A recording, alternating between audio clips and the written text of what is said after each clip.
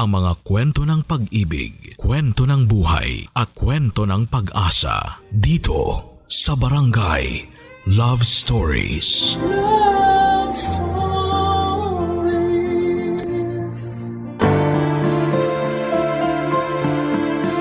Yaman ng mga magulang ang magkaroon ng mabuting anak.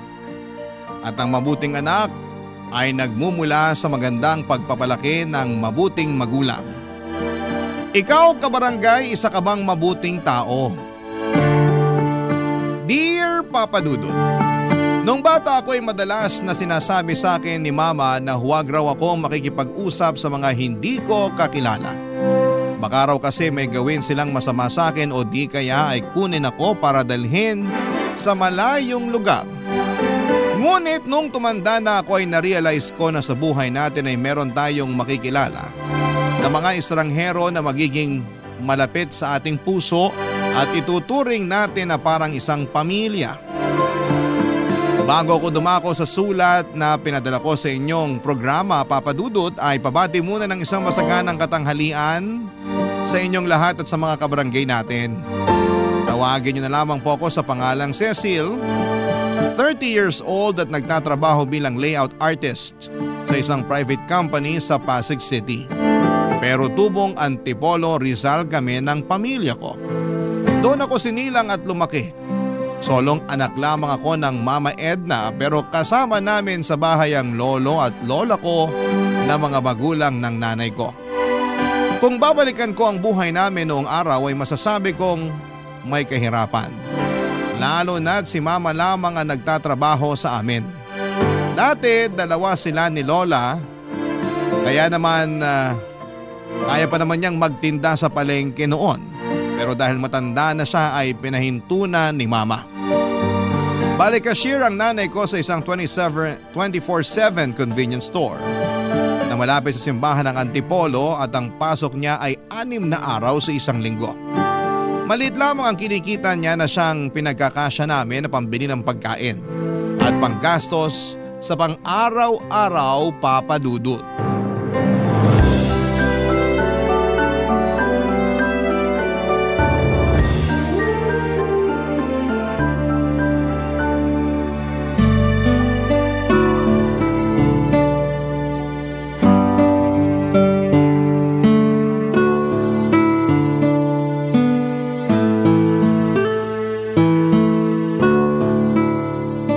Itong 350 para sa tubig, ito namang 700 sa kuryente.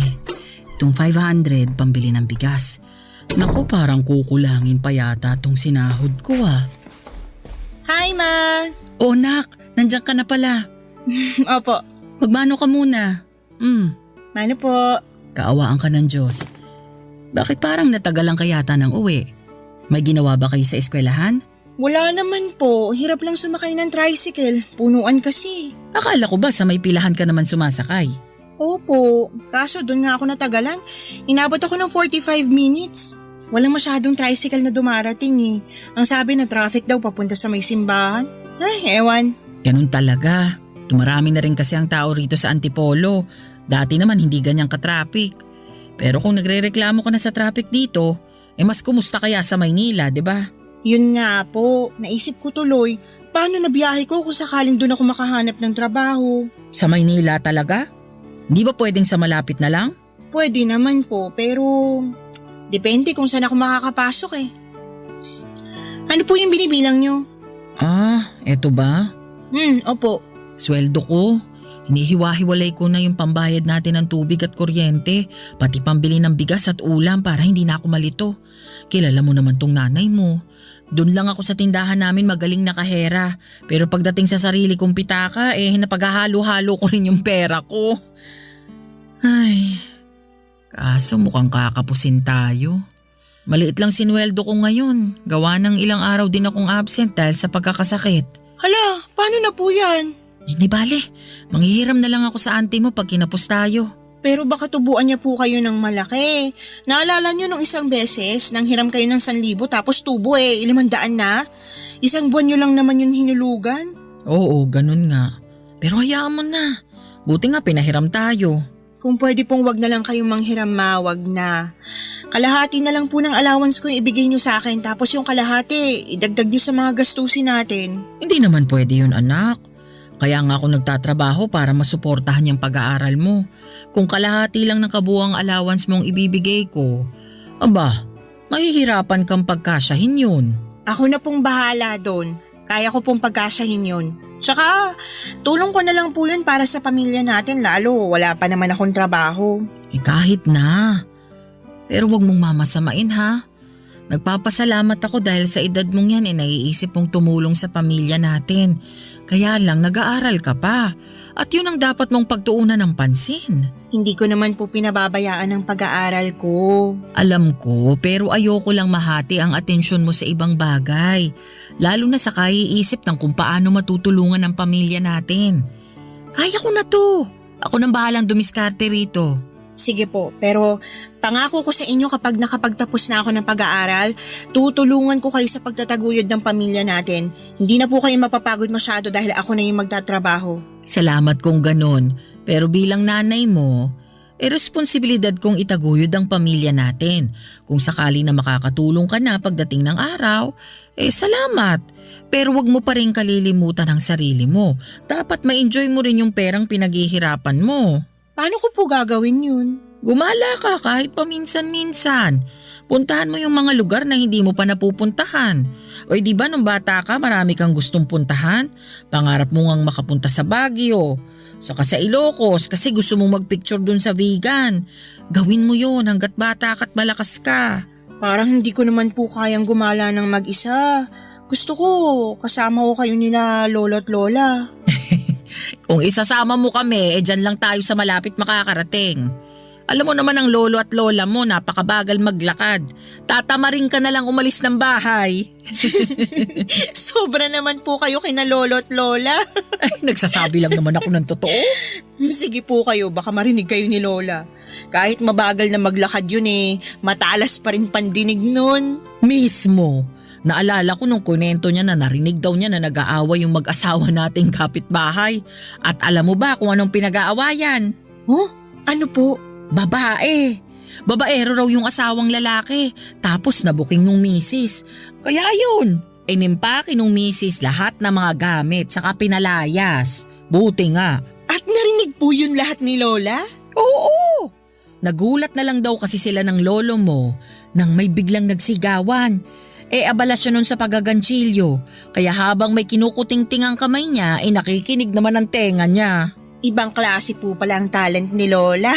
Naku, chismosa talaga yung nanay ko. Buti nga hindi ako nahawa sa kanya. O basta anak ha, nagkakaintindihan na ba tayo?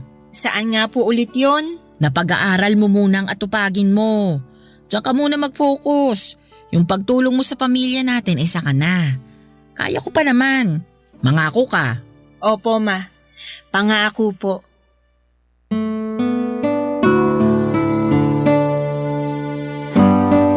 Papadudot kahit na mahirap lang ang pamilya namin at simple lang ang trabaho ni mama ay masasabi ko naman na napakabait niya. Mana siya kina lolo at lola na bukod sa mapagpakumbaba ay down to earth din o yung bang makamasa. Kilala rin sila sa lugar namin bilang mga mabubuting tao.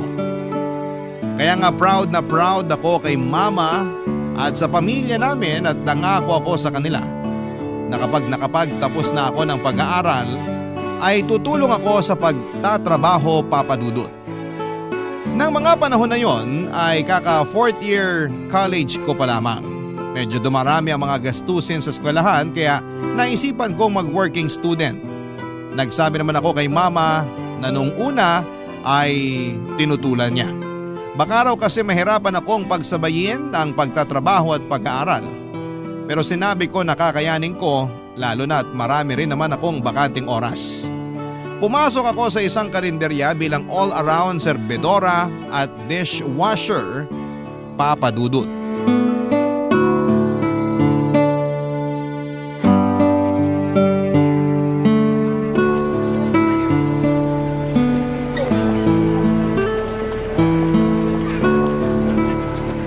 Neng, pwede bang makiupo rito dito sa bangko nyo? Pwede naman po. Wala naman pong gumagamit. Salamat. Ay, Gusto niyo po ba ng tubig? sige. Nauuhaw na rin ako eh. Kukuha lang po ako ng baso at pagsasalinan ko kayo ng tubig.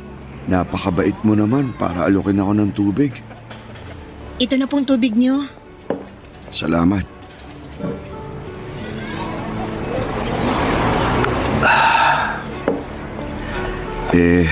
Magkano ba to?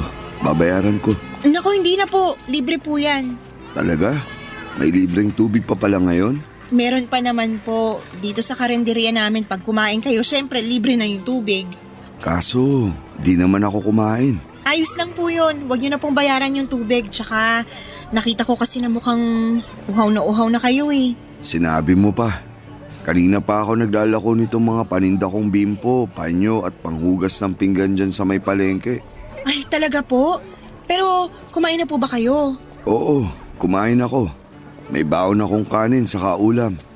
Kinain ko dun sa may plaza sa tapat ng simbahan. Umupo na lang ako sa tabi. Nabusog naman po ba kayo sa kinain niyo? Oo naman. Kaso, 3:00 na ng hapon ngayon. Natunaw na yun sa tiyan ko, kakalako ng mga paninda ko. Kung ganun, gusto niyo po bang kumain? May merienda po kami rito. Merong palitaw, banana Q, lugaw, tsaka goto. Meron din po kaming mami tsaka sopas. Nako, Neng, hindi na. Wag na. Wala akong pambayad kung kakain pa ako. Mahina kita ko ngayong araw. Maliit lang maiuwi ko sa pamilya ko tapos mababawasan pa. Kaya lang sabi niyo, natunaw na po yung kinain niyo kaninang tanghali dahil 3:00 na ng hapon.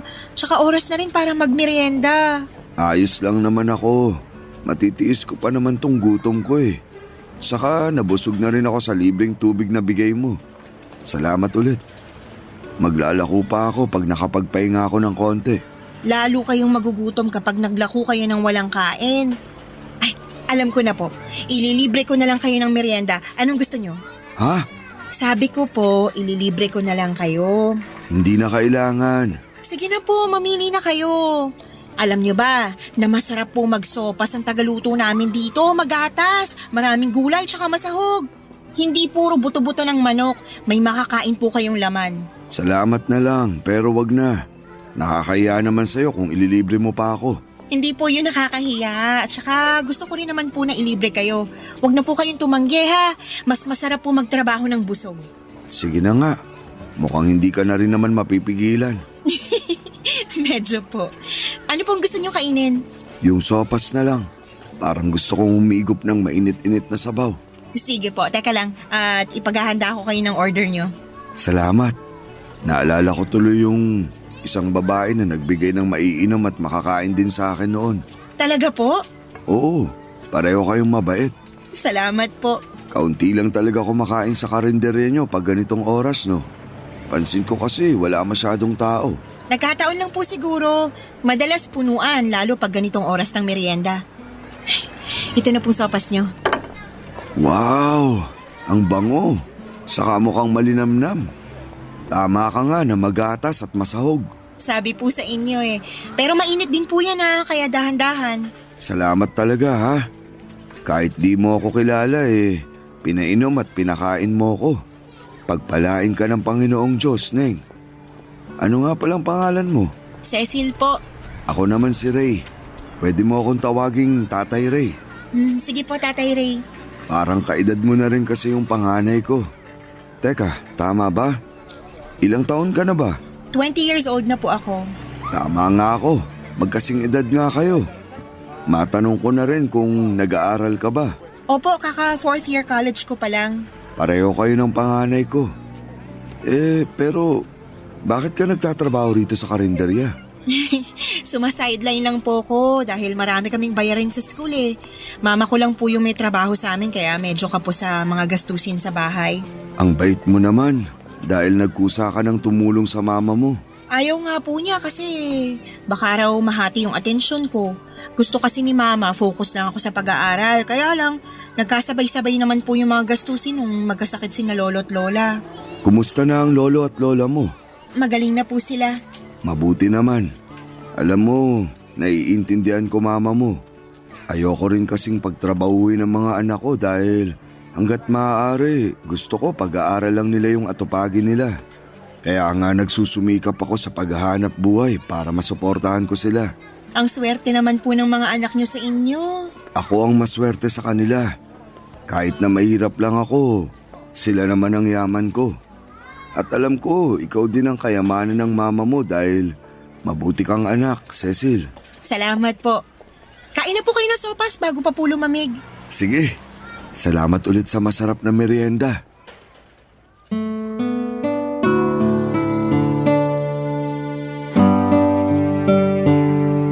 Papadudot napakabait ni Tatay Ray. Bagaman bakas sa mukha niya ang pagod dahil sa ilang oras na paglalakad at paglalako ng mga paninda niya ay hindi naman nawala ang determinasyon sa mga mata niya.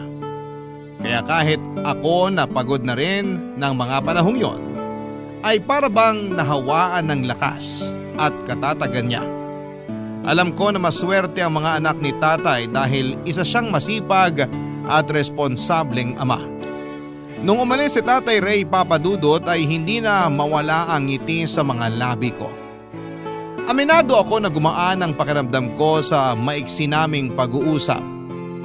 At kahit na noon lamang kami nagkita, pakiramdam ko ay matagal na kaming magkakilala. Napakarami pa niya sanang gustong ikwento kaso ay kailangan na niya ulit magpatuloy sa pagtitinda. At habang pinapanood ko Barangay Love Stories. Barangay Love Stories. Papadudot, lumaki akong walang kinamulatang ama nang hindi nito panagutan si mama. Pero matapang akong tinaguyod ng nanay ko sa tulong na rin ng aking pinakamamahal na lolo at lola. Pinaramdam nila na walang kulang sa akin kahit na wala akong tatay sa pamamahay namin. Kaya nga hindi na rin ako nagdamdam sa sarili kong ama. Bagaman may mga pagkakataon na napapaisip ako kung anong pakiramdam nang mayroong tinatawag na papa o tatay. Nagpatuloy pa ang mga araw, dumalas ang pagdaan ni Tatay Ray sa kalendarya namin para kumain. May baon siyang kanin para makatipid at ulam na lamang ang binibili niya. Doon na rin siya nagmemeryenda lalo na kapag may extra siyang pera dahil maganda ang benta niya. Ako ang laging nagsiserve sa kanya kahit na dalawa naman kaming serbedora doon. Gusto ko kasi na makumusta siya at makakwentuhan saglit pagkatapos niyang kumain at kapag wala nang masyadong customer. Isang araw, wala akong duty sa kalendarya dahil may klase ako. Nung hapon na yon ay nakita ko si Tatay Ray sa may plaza malapit sa simbahan habang nakaupo sa isa sa mga bakanting upuan. Agad ko siyang nilapitan para kumustahin, Papadudot. Nalaman ko na kaunti pa lang pala ang benta niya tapos ay nadukutan pa siya. Awang-awa ako kay Tatay Ray kaya sinabi ko na gusto ko siyang tulungang magtinda. Nang una ay nagdalawang isip pa siya pero may karanasan naman ako sa pagtitinda. Lalo at sinasama ako ni Lola noong bata ako sa paglalako ng mga kangkong at talbos ng kamote sa barangay namin, Papadudot.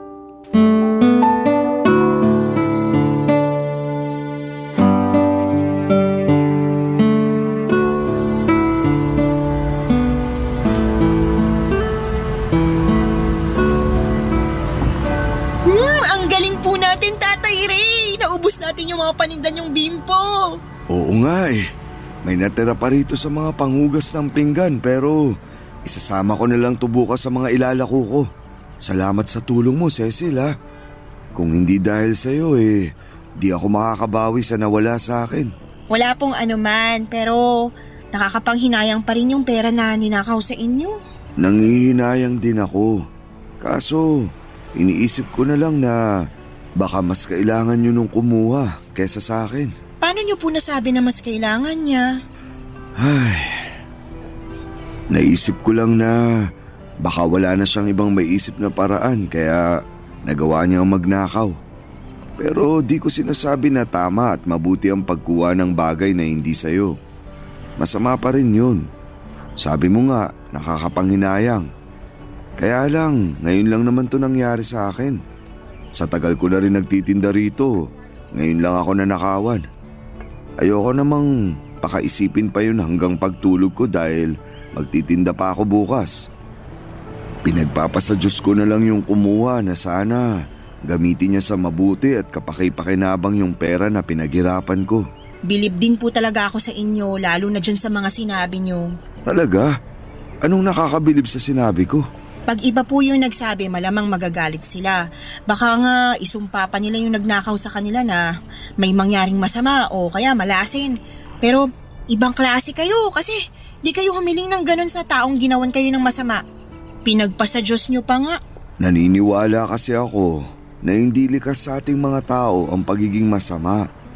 Meron lang talagang mga sitwasyon na bagaman di natin ginusto, nangyayari sa atin na siyang nagiging dahilan para makagawa tayo ng kasalanan.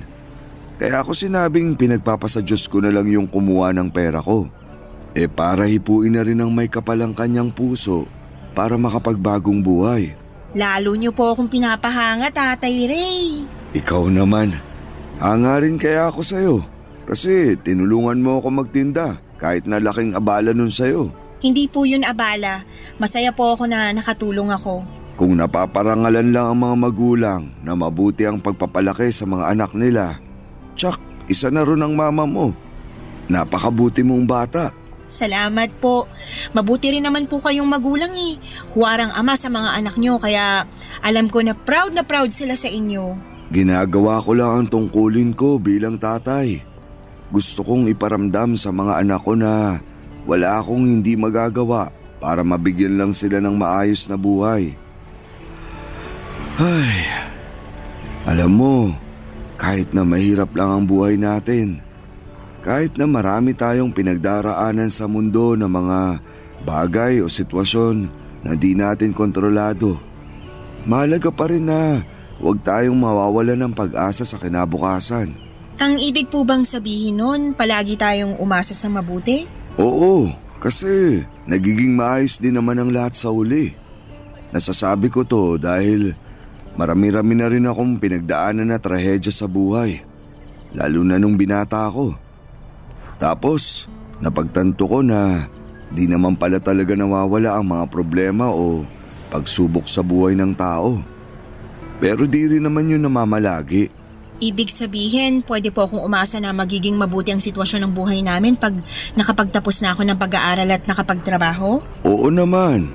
Ngayon lang naman yung mahirap kasi nga mama mo lang yung nagtatrabaho. Pero alam ko kapag natupad mo na yung pangarap mong makapagtapos at nakakapagtrabaho ka na, giginhawa na rin ang pamumuhay nyo. Magiging magaan kasi katukatulong ka na ng mama mo sa pagtataguyod ng inyong pamilya. Opo, kaya lang, naiinip na po ako. Anong kinaiinipan mo? Gusto ko na pong pabilisin ang mga araw para dumating na yung graduation day ko tapos maghahanap na ako ng trabaho para matulungan si mama. Nalulungkot kasi ako kapag nakikita kong kinakapos kami sa mga gastusin eh. May trabaho ka naman dun sa karinderya, di ba?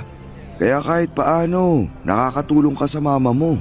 Pero madalas sa baon lang at pambayad sa mga project namin sa school na pupunta yung maliit kong kinikita sa pagtatrabaho sa karinderya. Kung may sumobra, dun ko lang naaabutan si mama. Kaso, madalas talaga sa idbuls ako. Kaya nga pagsikapan mong makapagtapos. Nang sa ganun mas malaki-laki ang kitain mo. Dahil mas maayos yung lugar na pinagtatrabahuan mo. Sayang naman din kasi kung iiwan mo ang pag-aaral mo. Lalo na't malapit ka ng graduate. Yan din po ang sinabi ni mama. Kaya nangako na lang ako na tutulungan ko siya kapag nakagraduate na ako. Matutupad yun dahil mabuti ang puso mo. At anuman ang hangarin ng mga tao na may mabubuting puso, nagkakatotoo. Basta, huwag ka lang mapagod magdasal at magpatuloy sa buhay. Yan yung lagi kong sinasabi sa mga anak ko. Na mahal ko sila kaya handa ako magsakripisyo. At alam ko na ganun din ang nararamdaman ng mama mo sa'yo. Nagsasakripisyo siya dahil mahal ka niya. Papadudot na inspire ako ng sobra-sobra sa mga sinabi ni Tatay Ray. Napakarami niyang aral sa buhay na binahagi at hindi ipinagdamot sa akin ang gabing yon. Na-realize ko na napakarami ko pa talagang hindi alam sa mundo dahil sa edad ko. At mas lalo ko siyang hinangaan dahil sa pagkawais niya sa edad niyang yon. Dinagdag niya na hindi siya naging wais dahil marami na siyang nagawang tama, kundi naging wais na siya mula sa mga aral sa buhay na natutuhan niya sa lahat ng maling nagawa at pinagdaanan niya. Bukod doon ay mas nakilala ko rin siya at ang kanyang pamilya. Lalo akong nakumbinse na isa siyang mabuting padre de pamilya. Habang nagkwekwentuhan kami ni Tatay Ray ay bumili siya ng hamburger at palamig. Ako naman daw ang ililibre niya. Pagkatapos namin kumain ay hinatid niya ako sa sakayan ng tricycle at hinintay na makasakay ako para lamang masigurado na ligtas akong makakauwi sa amin. Bago kami tuluyang naghiwalay ng landas, muli siyang nagpasalamat sa tulong ko dahil daw nakarami kami ng benta. Sinabihan niya pa ako na hulog daw ako ng langit, kaya ingatan ako sa pag-uwi ko. Yun din naman ang hiling ko, na ingatan din siya para makauwi ng ligtas sa bahay nila, Papa Dudut.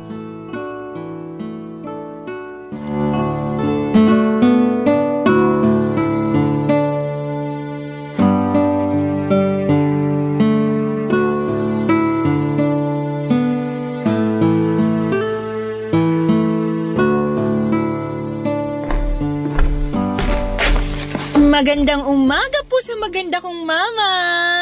Pakis po. Magandang umaga rin, anak. Teka, bakit po kayo nandito? Akala ko shift nyo. Oo, dapat. Kaso nakipagpalit sa akin yung kasamahan ko. Kesyo magse-celebrate raw sila ng birthday ng anak nila. Kaya mamayang gabi pa ang pasok ko. Ayos lang po sa inyo yon? Oo naman. First birthday din ng bata. Tagal nilang hinintay yun. Pinagpanata pa nila. O sige na, maupo ka na para maipaghain na kita. Sige po. Ano pong niluto nyo? Ayan, nagsangag ako ng kanin saka nagluto ng tosino. Wow! Paborito ko po yan. Kaso, nasan po ang itlog? Nandun pa sa manok ng kapitbahay, nililimliman pa. Joke lang. Ma, ang corny. Ikaw naman? Tumawa ka naman paminsan-minsan sa mga joke ko para hindi yung ako lang mag-isa. Oh, ayan na yung itlog. Katatapos lang maprito. Salamat po. Kayo po, hindi pa kayo kakain? Kakain na rin. Sasaluhan kita pero… Teka, lagay ko lang tong syansi sa lababo. Ayan. Upo na po kayo. Andyan na. Sina lolo at lola po tulog pa? Anong tulog pa? Kanina pang alas 5 ng umaga gising yung dalawang yon. Alam mo namang hindi nila nakaugali ang magkanin sa agahan. Nagkakapit pandesal lang sila dyan sa tapat ng bahay. Sa bagay, palagi nga po pala nilang ginagawa yun. Oo, yung tumambay sa labas habang nagkakape. Tapos papasok dito sa atin na sinisipo na pareho. Ganun talaga ang mga matatanda. Mahina na ang resistensya, kaya pinagsusuot ko na sila ng damit na makapal. Pag pinagsabihan mo kasi, sila pa ang galit. Sasabihin naghihigpit daw sa kanila masyado, matatanda na rin naman daw sila. Umuoo na lang ako para walang away. O kain na anak. Kayo rin po. Kumusta ang school mo? Mabuti naman po. Maraming ginagawa. Nakakapagod pero masaya naman. Gusto ko rin naman po yung ginagawa namin . Passion mo yung kurso mo . Kaya nga sinuportahan kita nung kuhain mo yan. Salamat po. Walang anuman. Mukhang perfect ang pagkakaluto ko nitong itlog . Kaya nga po, galing nyo. Syempre. Ay ma, may kukwento po pala ako sa inyo. Ano yon? May nakilala po akong matanda. Ray po ang pangalan niya pero tawag ko sa kanya Tatay Ray. Nagtitinda siya ng mga bimpo, panyo, tsaka panghugas ng pinggan malapit sa may simbahan. Ray na nagtitinda ng bimpo. Parang kilala ko yung tinutukoy mo . Talaga po? Oo. Taga dun lang naman siya sa kalapit na barangay natin. Minsan ko na siyang nabilhan nung tinitinda niyang panghugas ng pinggan. Nakikita ko rin siyang tumatambay dun sa upuan sa labas ng tindahan namin. Mabait yun. Paano mo pala siya nakilala? Nagpahinga siya sa karinderya namin tapos pinainom ko siya tsaka pinakain ng sopas. Nakita ko kasi sa itsura niya, uhaw at gutom. Napakabait naman ang anak ko. Hindi naman po. Hindi raw. Pero pinainom mo ang nauuhaw, pinakain mo ang nagugutom. Kabaitan ang tawag doon. Mabuting bagay yun. Naaawa po kasi ako sa kanya. Pero mas nanaig po yung pagka-proud dahil alam ko na nagsisikap siya para maitaguyod yung mga anak niya. Masipag talaga yun. Ang alam ko, byudo na yun tapos may 3 anak. Nakwento na ba niya sa'yo? Tama ba? Opo. Nasabi nga po niya sa akin na namatay na daw sa sakit yung misis niya at simula noon, siya na yung nagtaguyod sa mga anak niya. Oo, nagkakwentuhan din kami noon pero saglit lang naman. Saka parang 1 beses lang. Katulad mo, naawa rin ako sa kanya nung umupo siya sa bangko sa labas ng tindahan namin. Kaya inabutan ko ng maiinom at makakaing tinapay. Nagpumilit pa nga siya na bayaran pero sabi ko libre ko na yun. Pero nahihiya raw siya, kesyo hindi naman siya pulubi. May punto, kaya ayun, bumili na lang ako ng paninda niya. Kayo po pala yung sinabi niya na babaeng nagbigay ng maiinom at makakain sa kanya. Naikwento niya? Mukhang ako nga yun. Nakakatuwa naman na pareho po pala nating tinulungan yung iisang tao. Kaya nga. At dahil dyan, nadagdagan yung mga bagay na ikinapaproud ko bilang nanay mo. Bakit naman po? Kasi hindi ka lang mabuting anak. Matulungin ka rin sa mga nangangailangan. Kanino pa po ba ako magmamana di sa nanay kong mabuting role model sa akin? Ay, sinabi mo pa. Papadudot, na-miss ko ang bonding namin ni Mama dahil nagkataon din na sabay kaming naging busy sa mga trabaho. Dagdagan pa ng mga gawain ko sa eskwelahan. Hindi na tuloy kami nakakapagkwentuhan o nakakakain ng magkasama kaya ng araw na yon na pareho kaming bakante ay sinamantala ko ang pagkakataon na makasama siya at syempre pati na rin sina lolo at lola nung pumasok na sila galing sa labas. Pagkatapos namin kumain ng pananghalian ay nag-decide kami magsimba at matagal na rin kasi simula ng huling beses kaming lumabas ng magkasama. Habang nasa simbahan ay kita ko na taimtim na nagdarasal sina mama, lolo at lola ko. Doon ako pumikit at nanalangin sa Panginoon Diyos na sana'y gabayan niya ang aming pamilya. Ingatan niya ang mama ko at bigyan pa ng mahabang buhay ang lolo at lola ko. Tulungan din niya ako na matupad ang aking mga pangarap. Siyempre hindi ko kinalimutang banggitin si Tatay Ray at ang kanyang pamilya sa panalangin ko. Naniniwala ako na makapangyarihan ng dasal na mula sa ibang tao, Papadudot. Barangay Love Stories. Barangay Love Stories. Papadudot, mabilis na lumipas ang 1 taon at dumating na ang araw ng pagtatapos ko. Taong 2015 ang graduate ako sa college at kahit na may pasok si Mama sa trabaho ay nakipagpalit siya ng shift sa kasamahan niya para lamang makapunta sa graduation ceremony ko. Hindi na noon nakasama sina lolo at lola dahil isang guardian lang ang pwedeng makapasok. Pero sa bahay ay abala silang dalawa sa pagluluto ng paborito kong biko at pansit para raw magkaroon kami ng pagsasaluhan sa pag-uwi namin ni Mama. Masayang masaya ako na nabigyan ko ng karangalan ng pamilya ko. Lalong-lalo na si Mama. Paulit-ulit niyang sinasabi na nagbunga na ang pinaghirapan niya. At yon ay ang mapagtapos niya ako sa pag-aaral. Binanggit ko ulit sa kanya ang pangako kong pagtulong sa aming pamilya. Ngunit sinabi sa akin ni Mama na huwag kong masyadong i-pressure ang sarili ko. Pero syempre matagal ko na rin namang pangarap yon. Kaya nga agad ako nag-apply ng trabaho at makalipas nga ang ilang interview at exam ay naipasa ko ang posisyon na gusto kong pasukan, Papadudot.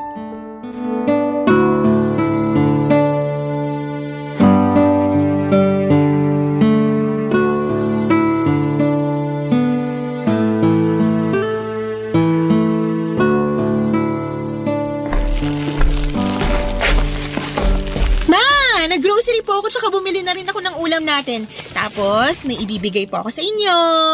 Teka, kunin ko lang po sa wallet. Ano yan, anak? Eto po. Unang sweldo ko po. Bakit ang dami? Tsaka di naman po marami yan, sakto lang. Sige na po, kunin niyo na. Sige. Pero marami pa rin ito. Tapos nag-grocery ka na, saka bumili ka pa ng ulam. Baka naman kapusin ka na niyan, ha? Hindi po ako kakapusin. Sigurado ka? Baka wala ka ng pamasahe o pangkain. Nako, ayusin mo lang talaga yan, Cecil. Maayos po ko, ma. Tsaka sabing hindi nga po ko kakapusin. May pera po ako na tinira para sa sarili ko. Sinabi mo yan, ha? May tiwala ako sa'yo. Oo nga po. O siya, sige.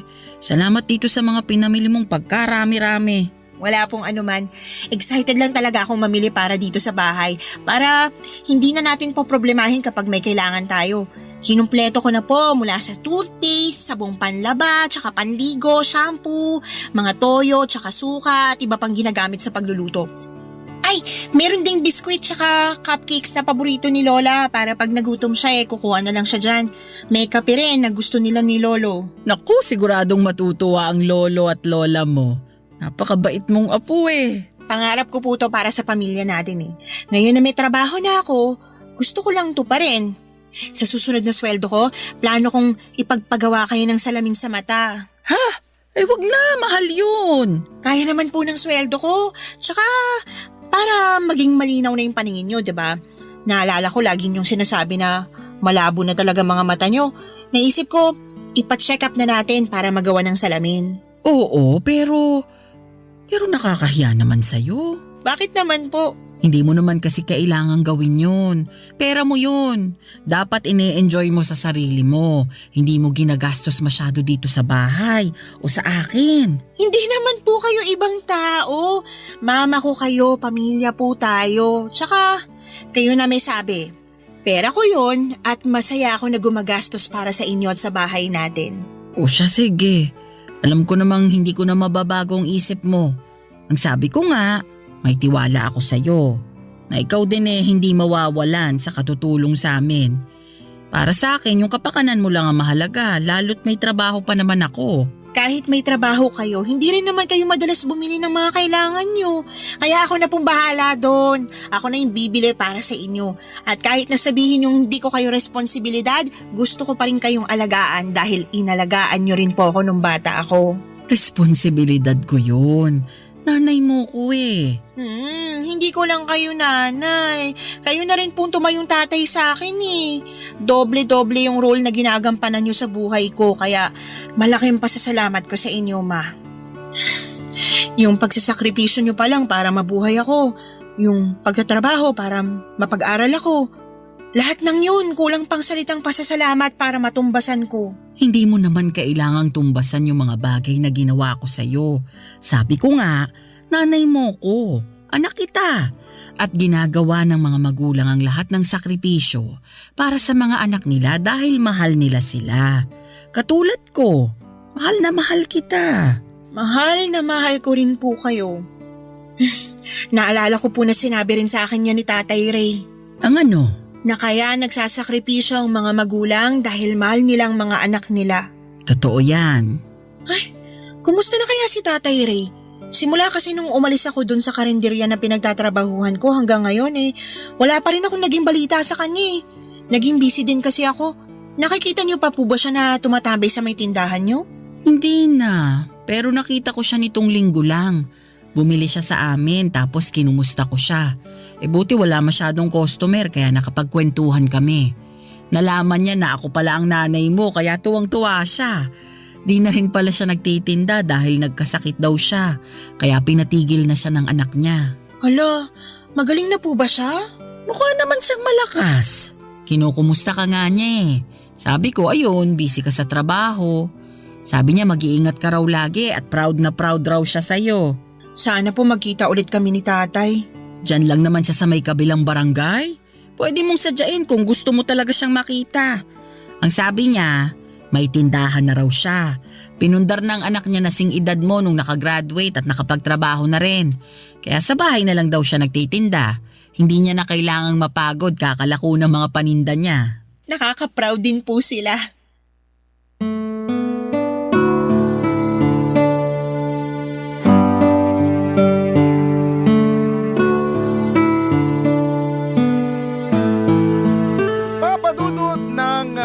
malapit na akong graduate sa college ay umalis na ako sa karinderya na pinagtatrabahuhan ko para mag-focus sa thesis namin. Kailangan kasi namin yung tutukan ng mga kagrupo ko. Simula noon ay hindi na kami nagkita pa ni Tatay Ray. Ewan, pero pag dumadaan ako sa may simbahan o pag binabagtas ko yung kalsada papunta sa palengke ng Antipolo ay hindi ko na siya nakikita sa dati niyang pwesto. Naisip ko tuloy na baka lumipat na siya ng lugar na pinagtitindahan o tumigil na sa pagtitinda. Kaya nga masayang-masaya ako na malaman ang balita na katulad ko ay graduate na rin ang anak ni tatay na nag-aaral. Masaya ako dahil katulad ni mama, nagbunga na rin ang pagsisikap niya. Wala akong ibang hangad kundi ang umasenso sila sa buhay at hindi basta makaraos lang. Yun din kasi ang pangarap ko para sa pamilya namin nila Mama Papa Dudut. Alam ko na malayo pa pero malayo na. Kaya nga nagsusumikap ako ng gusto para maibigay ko ang mga bagay na salat kami noong araw. At syempre para mapatigil ko na ang mama ko sa pagtatrabaho. Isang hapon hindi ko inaasahan na muli kaming magkikita ni Tatay Ray nang pauwi na ako. Basta napaka-random lang noon. May pinuntahan daw siyang taga-hasa sa palengke at naisipan niyang maglakad na lamang pauwi para makapag-ehersisyo. Nagdesisyon kami ni tatay na magmeryenda sa isang lumihan sa kanto para makapagkwentuhan na rin, Papa Dudut.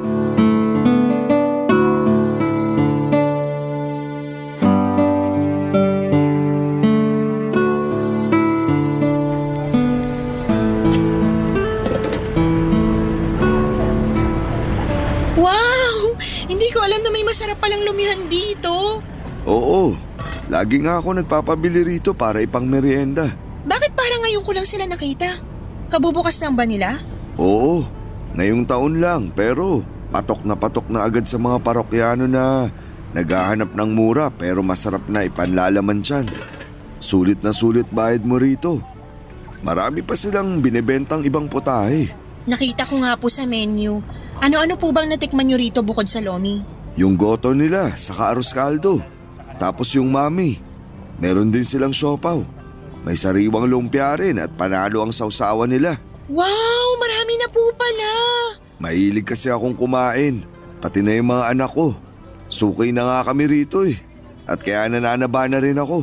Bagay naman po sa inyo yung katawan nyo. Sabi rin ng mga anak ko yan. Siguro kasi masyado akong patpatin nung naglalako pa ako ng mga paninda ko. May kapayatan po pero hindi naman sobrang patpatin. Ikaw ba naman maglakad maghapon? Kaiikot ka susuyod sa palengke at mga bahay-bahay para may benta. Kapag naaalala ko nga yung mga panahong yun namimiss ko rin yung paglalako. Oo nga pala, nagkita kami ng mama mo nung bumili ako sa tindahan nila. Ay opo, nakwento nga po ni mama kasi nabanggit ko na wala na akong balita sa inyo. Naging busy na rin po ako nung bago ako graduate hanggang sa nakapagtrabaho na ako. Kaya nga masayang-masaya ako na malaman na nasa mabuting kalagayan kayo. Masaya rin akong malaman na nakagraduate ka na at may trabaho na. Nag-alala kasi ako sa'yo nung di na kita nakita sa karinderya. Buti na lang mama mo pala yung kahera dun sa tindahan na tinatambayan ko. Nakwento rin ba niya na binigyan niya rin ako noon ng makakain at maiinom? Opo, sinabihan niyo pa nga raw siya na hindi naman kayo pulube. Oo, pero di ko naman intensyon na mapahiya siya. Okay lang po yun, gets na yun ni mama. Sabi niya may point naman daw kayo. Pero mukha raw kasi kayong pagod at gutom. Kaya binigyan niya kayo nun. Alam ko na nagkakawang gawa lang siya kaya tinanggap ko na rin. Saka tama naman siya. Pagod, gutom at uhaw ako ng araw na yun. Katirikan din kasi ng araw. Napakainit. Kahit na may sombrero naman ako kulang pa rin. Tumatagos din sa mahaba akong damit ang init. Kaya malaki ang pasasalamat ko sa mama mo na binigyan niya ako tapos pinagbilhan niya pa ako. Alam mo ba na siya ang buena mano ko nun? Hala, talaga po? Oo. Medyo inaalat pagtitinda ko nung umaga. Wala masyadong customer. Tapos pagod na rin ako. Kaya masaya ako na bumili siya sa akin. At pagkatapos nun, Sunod-sunod na ang mga bumili sa akin. Halos maubos nga nun yung mga paninda kong bimpo. Masaya po akong malaman na marami pa rin kayong naging benta ng araw na yun. Oo, swerte ang mama mo eh. Maganda siyang buena mano. Pero syempre, alam ko dahil na rin yung nagsikap pa rin kayong makabenta. Hindi kayo sumuko kahit na inaalat kayo nung umaga. Umaasa pa rin kayo sa mabuti. Sa bagay, may tama ka. Yan po yung sinabi nyo noon sa akin, 'di ba? Huwag tayong mawawalan ng pag-asa dahil nagiging mabuti naman ang lahat. Oo, sinabi ko nga yun sa'yo. At masaya ako na sinaisip mo. Hindi ko po yun kinalimutan. Dala-dala ko sa puso ko. Simula kasi nang marinig ko yun sa inyo, gumaan-gaan yung loob ko. Nung una, natatakot pa ako sa mangyayari sa hinaharap pero na-realize ko, sino nga ba sa atin ang may alam ng mga bagay na hindi pa nangyayari? Tanging Diyos lang. Kaya ginawa ko, nagsikap ako, nagpatuloy, ginawa ko makakaya ko para makapagtapos ng pag-aaral. Hindi rin ako sumuko at umasa ako sa mabuti na makakahanap ako ng magandang trabaho na may maayos na sweldo para sa wakas. Matutulungan ko ng mama sa mga gastusin namin sa bahay. Ganyan nga, Cecil. Kailangan natin tibayan at tatagan ang ating puso sa pagharap natin sa mga hamon ng buhay. At kahit na mahirap, malungkot minsan, tandaan natin na pansamantala lang yun. Habang may buhay, may pag-asa. Habang may buhay, may pag-asa. Yan ang mga katagang sinabi sa akin ni Tatay Ray na magpahanggang sa ngayon ay dala-dala ko pa rin sa puso ko. Dahil sa isiping yon ay mas natutuhan kong i-handle ang bawat sitwasyon ng mabuti. Yung bang kahit may mga pagkakataon na lugmok ako, ay kaya ko pa rin bumangon at magpatuloy. Nangyari yon noong namatay ang lolo at lola ko taong 2020 dahil sa COVID-19. Napakalungkot namin ni Mama. Pero sa kabila ng lahat ay nakausad pa rin kami. Sa kasalukuyan ay hindi na nagtatrabaho bilang kahera ang mama ko at nasa bahay na lamang siya. At ang pinagkakabalahan na lang niya ay ang panggaganchilyo, bagay na kinahiligan ng lola ko noong nabubuhay pa ito. Bukod doon ay palagi na rin kami nagtatravel ni Mama at sabay naming pinupuntahan ang mga lugar dito sa Pilipinas sa pangarap niyang mapuntahan. Pero noong nakaraang birthday niya ay nag-ibang bansa kami. Pumunta kami sa Taiwan at doon namin pinagdiwang ang kanyang kaarawan. Masayang masaya siya dahil first time raw niyang makapunta sa ganong kalayong lugar. Ako rin naman pero mas masaya ang puso ko dahil nabibigay ko na sa kanya ang mga bagay na pangarap lang namin noon. Maraming salamat po sa inyo, Papa Dudut, sakaling mapili po ninyong Stories. Barangay Love Stories. Nakakaantig naman talaga ang ating kwento. Ikaw ba, kabarangay? Nakarelate ka ba sa story natin ngayon? Kwentuhan naman tayo dito sa comment section. Nagustuhan ng iyong napakinggan? Ituloy yan via live stream sa www.gmanetwork.com/radio. Barangay LS 97.1 forever. Ang mga kwento ng pag-ibig, kwento ng buhay at kwento ng pag-asa dito sa Barangay Love Stories. Love Stories.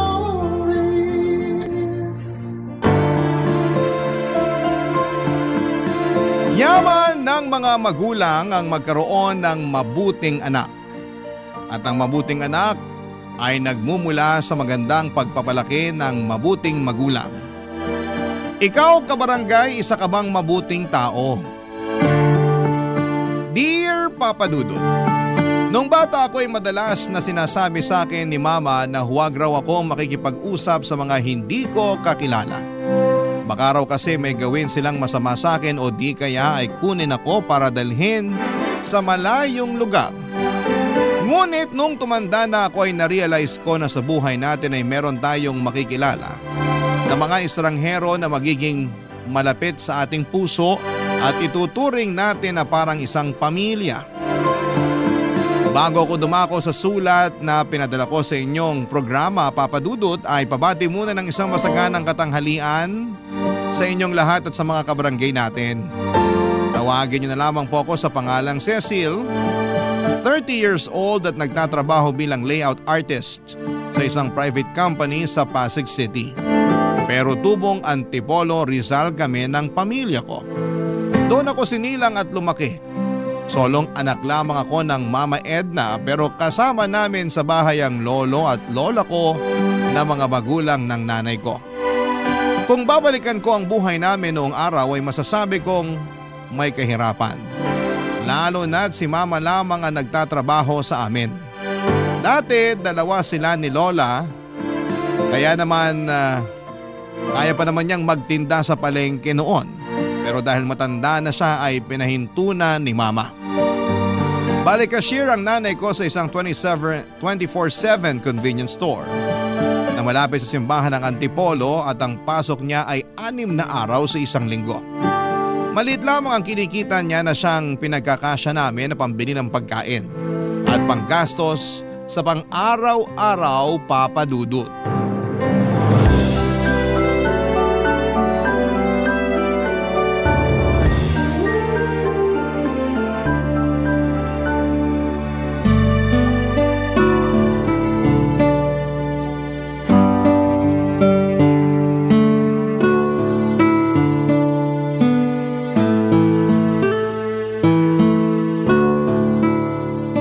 Itong 350 para sa tubig.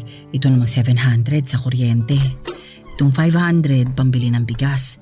Naku, parang kukulangin pa yata tong sinahod ko ah. Hi, Ma! Oh, nak, nandiyan ka na pala. Opo. Magmano ka muna. Mano po? Kaawaan ka ng Diyos.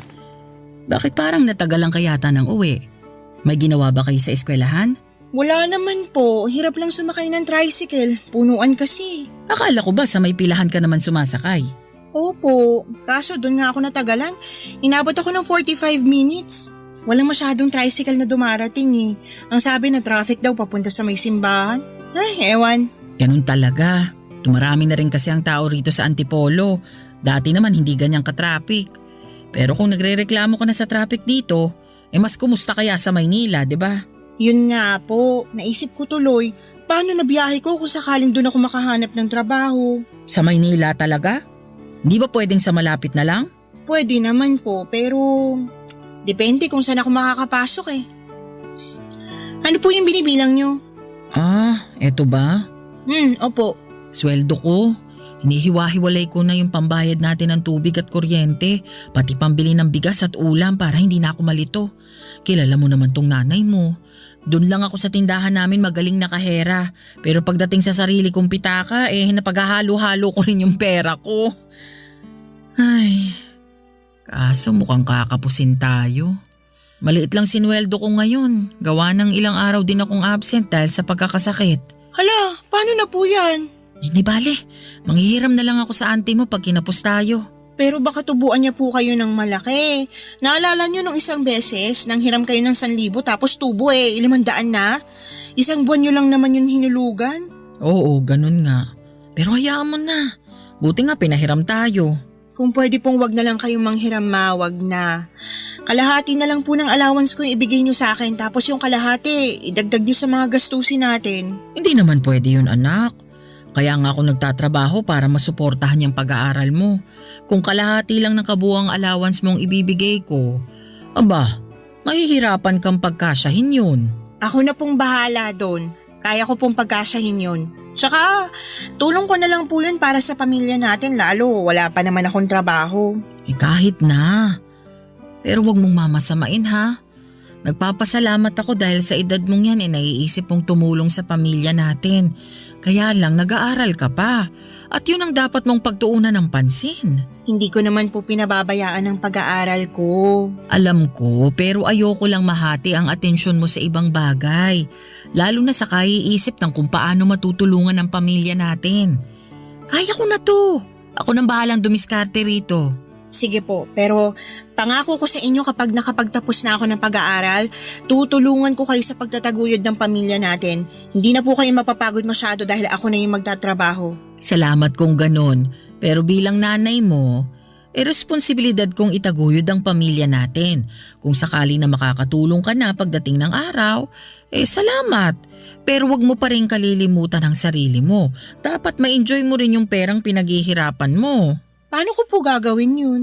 Gumala ka kahit paminsan-minsan. Puntahan mo yung mga lugar na hindi mo pa napupuntahan. O di ba nung bata ka marami kang gustong puntahan?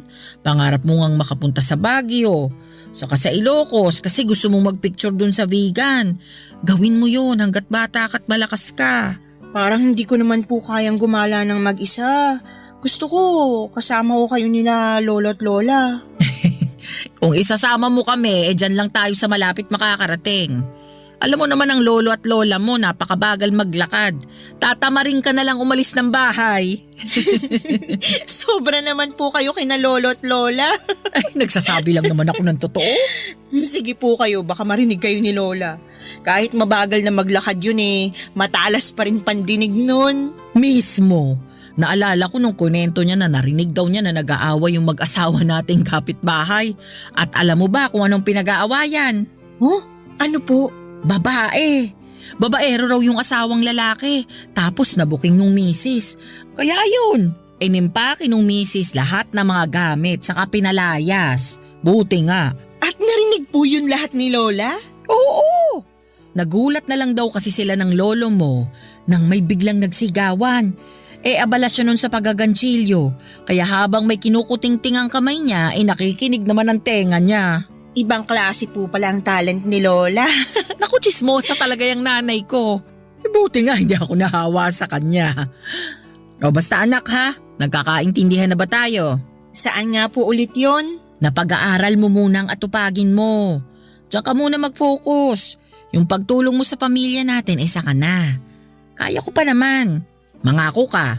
Opo ma, pangako po.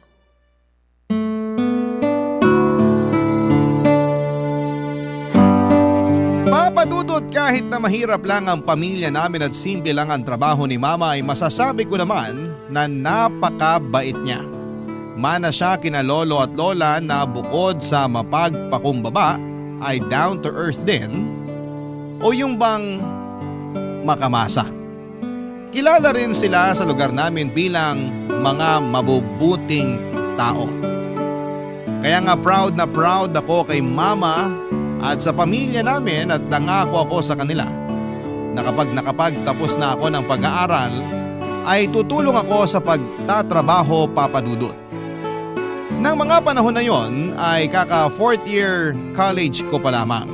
Medyo dumarami ang mga gastusin sa eskwelahan kaya naisipan kong mag-working student. Nagsabi naman ako kay mama na nung una ay tinutulan niya.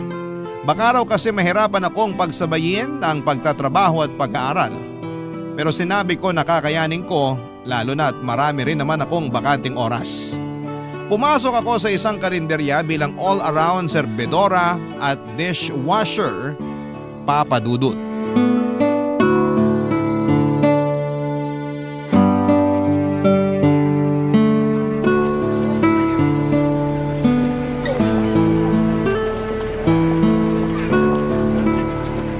Neng, pwede bang makiupo rito sa bangko nyo? Pwede naman po. Wala naman pong gumagamit. Salamat. Ay, Gusto niyo po ba ng tubig? sige. Nauuhaw na rin ako eh.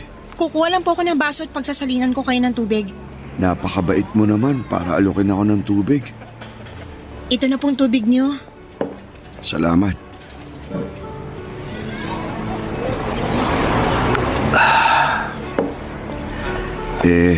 Magkano ba to? Babayaran ko. Naku, hindi na po. Libre po yan. Talaga? May libreng tubig pa pala ngayon? Meron pa naman po. Dito sa karinderya namin pag kumain kayo, syempre libre na yung tubig. Kaso, di naman ako kumain. Ayos lang po yun. Huwag niyo na pong bayaran yung tubig. Tsaka nakita ko kasi na mukhang uhaw na kayo eh. Sinabi mo pa. Kanina pa ako naglalako nitong mga paninda kong bimpo, panyo at panghugas ng pinggan dyan sa may palengke. Ay, talaga po? Pero kumain na po ba kayo? Oo, kumain ako. May baon akong kanin sa ulam. Kinain ko dun sa may plaza sa tapat ng simbahan. Umupo na lang ako sa tabi. Nabusog naman po ba kayo sa kinain niyo? Oo naman. Kaso 3:00 na ng hapon ngayon. Natunaw na yun sa tiyan ko, kakalako ng mga paninda ko. Kung ganun, gusto niyo po bang kumain? May merienda po kami rito. Merong palitaw, banana Q, lugaw, tsaka goto. Meron din po kaming mami tsaka sopas. Nako, Neng, hindi na. Wag na. Wala akong pambayad kung kakain pa ako. Mahina kita ko ngayong araw. Maliit lang maiuwi ko sa pamilya ko tapos mababawasan pa. Kaya lang sabi niyo, natunaw na po yung kinain niyo kaninang tanghali dahil 3:00 na ng hapon. Tsaka oras na rin para magmerienda. Ayos lang naman ako. Matitiis ko pa naman tong gutom ko eh. Saka nabusog na rin ako sa libreng tubig na bigay mo. Salamat ulit. Maglalako pa ako pag nakapagpahinga ako ng konti. Lalo kayong magugutom kapag naglako kayo ng walang kain. Ay, alam ko na po. Ililibre ko na lang kayo ng merienda. Anong gusto niyo? Ha? Sabi ko po, ililibre ko na lang kayo. Hindi na kailangan. Sige na po, mamili na kayo. Alam niyo ba na masarap po magsopas ang tagaluto namin dito, magatas, maraming gulay tsaka masahog. Hindi puro buto-buto ng manok, may makakain po kayong laman. Salamat na lang pero wag na. Nakakahiya naman sa'yo kung ililibre mo pa ako. Hindi po yun nakakahiya. At saka gusto ko rin naman po na ilibre kayo. Huwag na po kayong tumanggi ha. Mas masarap po magtrabaho ng busog. Sige na nga. Mukhang hindi ka na rin naman mapipigilan. Medyo po. Ano pong gusto nyo kainin? Yung sopas na lang. Parang gusto kong umigop ng mainit-init na sabaw. Sige po, teka lang. At ipaghahanda ko kayo ng order nyo. Salamat. Naalala ko tuloy yung isang babae na nagbigay ng maiinom at makakain din sa akin noon. Talaga po? Oo, pareho kayong mabait. Salamat po. Kaunti lang talaga kumakain sa karinderya nyo pag ganitong oras, no? Pansin ko kasi wala masyadong tao. Nagkataon lang po siguro. Madalas punuan, lalo pag ganitong oras ng merienda. Ito na pong sopas nyo. Wow! Ang bango! Saka mukhang malinamnam. Tama ka nga na magatas at masahog. Sabi po sa inyo eh. Pero mainit din po yan ha, kaya dahan-dahan. Salamat talaga ha. Kahit di mo ako kilala pinainom at pinakain mo ko. Pagpalain ka ng Panginoong Diyos, Neng. Ano nga palang pangalan mo? Cecil po. Ako naman si Ray. Pwede mo akong tawaging Tatay Ray. Sige po, Tatay Ray. Parang kaedad mo na rin kasi yung panganay ko. Teka, tama ba? Ilang taon ka na ba? 20 years old na po ako. Tama nga ako. Magkasing edad nga kayo. Matanong ko na rin kung nag-aaral ka ba? Opo, kaka 4th year college ko pa lang. Pareho kayo ng panganay ko. Pero bakit ka nagtatrabaho rito sa karinderya? Sumasideline lang po ko dahil marami kaming bayarin sa school eh. Mama ko lang po yung may trabaho sa amin kaya medyo kapo sa mga gastusin sa bahay. Ang bait mo naman dahil nagkusa ka ng tumulong sa mama mo. Ayaw nga po niya kasi baka raw mahati yung atensyon ko. Gusto kasi ni mama focus lang ako sa pag-aaral kaya lang nagkasabay-sabay naman po yung mga gastusin nung magkasakit sina lolo at lola. Kumusta na ang lolo at lola mo? Magaling na po sila. Mabuti naman. Alam mo, naiintindihan ko mama mo. Ayoko rin kasing pagtrabahuin ng mga anak ko dahil hanggat maaari gusto ko pag-aaral lang nila yung atupagin nila. Kaya nga nagsusumikap ako sa paghahanap buhay para masuportahan ko sila. Ang swerte naman po ng mga anak niyo sa inyo. Ako ang maswerte sa kanila. Kahit na mahirap lang ako, sila naman ang yaman ko. At alam ko, ikaw din ang kayamanan ng mama mo dahil mabuti kang anak, Cecil. Salamat po. Kain na po kayo ng sopas bago pa po lumamig. Sige, salamat ulit sa masarap na merienda.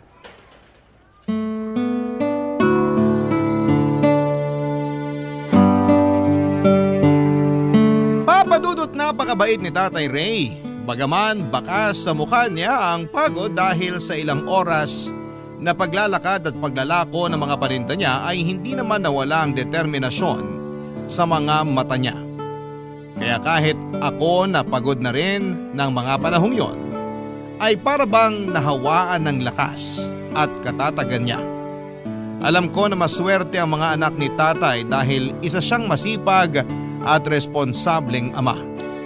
Nung umalis si Tatay Ray, Papa Dudut, ay hindi na mawala ang ngiti sa mga labi ko. Aminado ako na gumaan ang pakiramdam ko sa maiksi naming pag-uusap. At kahit na noon lamang kami nagkita, pakiramdam ko ay matagal na kaming magkakilala. Napakarami pa niya sanang gustong ikwento kaso ay kailangan na niya ulit magpatuloy sa pagtitinda. At habang pinapanood ko ang Papa Dudut. Barangay Love Stories. Barangay Love Stories. Papa Dudut, lumaki akong walang kinamulatang ama nang hindi nito panagutan si mama. Pero matapang akong tinaguyod ng nanay ko sa tulong na rin ng aking pinakamamahal na lolo at lola. Pinaramdam nila na walang kulang sa akin kahit na wala akong tatay sa pamamahay namin. Kaya nga hindi na rin ako nagdamdam sa sarili kong ama. Bagaman may mga pagkakataon na napapaisip ako kung anong pakiramdam nang mayroong tinatawag na papa o tatay. Nagpatuloy pa ang mga araw, dumalas ang pagdaan ni Tatay Ray sa kalendarya namin para kumain. May baon siyang kanin para makatipid at ulam na lamang ang binibili niya. Doon na rin siya nagmemeryenda lalo na kapag may extra siyang pera dahil maganda ang benta niya. Ako ang laging nagsiserve sa kanya kahit na dalawa naman kaming serbedora doon. Gusto ko kasi na makumusta siya at makakwentuhan saglit pagkatapos niyang kumain at kapag wala nang masyadong customer. Isang araw, wala akong duty sa kalendarya dahil may klase ako. Nung hapon na yon ay nakita ko si Tatay Ray sa may plaza malapit sa simbahan habang nakaupo sa isa sa mga bakanting upuan. Agad ko siyang nilapitan para kumustahin, Papa Dudut. Nalaman ko na kaunti pa lang pala ang benta niya tapos ay nadukutan pa siya. Awang-awa ako kay Tatay Ray kaya sinabi ko na gusto ko siyang tulungang magtinda. Nang una ay nagdalawang isip pa siya pero may karanasan naman ako sa pagtitinda. Lalo at sinasama ako ni Lola noong bata ako sa paglalako ng mga kangkong at talbos ng kamote sa barangay namin, Papa Dudut.